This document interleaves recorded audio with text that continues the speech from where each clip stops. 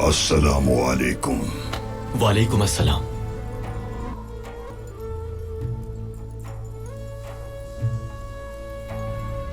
ये खैर और शर और हक व बातिल के दरमियान जंग है। ये जंग तो दुनिया के आगाज से लेकर कयामत तक जारी रहेगी।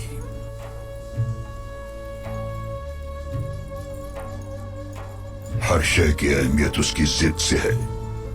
किसी भी अच्छाई की कीमत उसके शर के बगैर आप कभी नहीं जान सकते।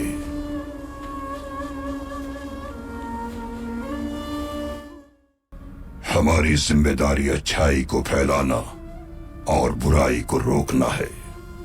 नेक नियत रखने वाला इंसान शर का सामना करके मजबूत हो जाता है।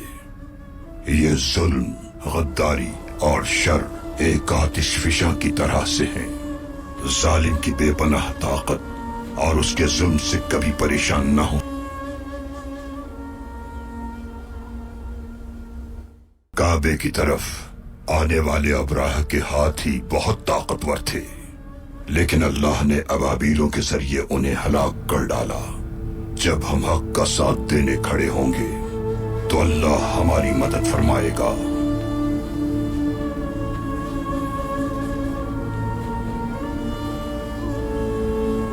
अल्लाह ताला कुरान करीम में फरमाता है, हरगिज हिम्मत न हारना, अफसोस न करना।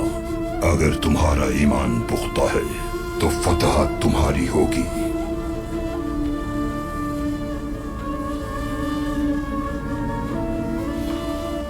आप किसी भी मसले को हरगिज दूर न दें।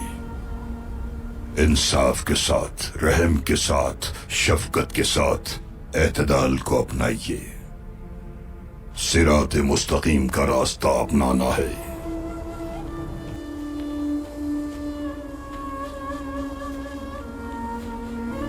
कुरान करीम में इरशाद होता है कि अगर तुम सच को जाहिर करते हो या छुपाते हो या बुरे अमल से दरगुजर करते हो तो याद रखो अल्लाह बहुत माफ करने वाला है। वो हर शय पर कुदरत रखता है। लिहाजा अगर गुनहगार अपनी इस्लाह चाहता है और दोबारा गलती नहीं दोहराएगा तो आपको उनके बारे में कोई भी फैसला करते वक्त उनकी इस्लाह मद्देनजर रखते हुए इंसाफ करना होगा।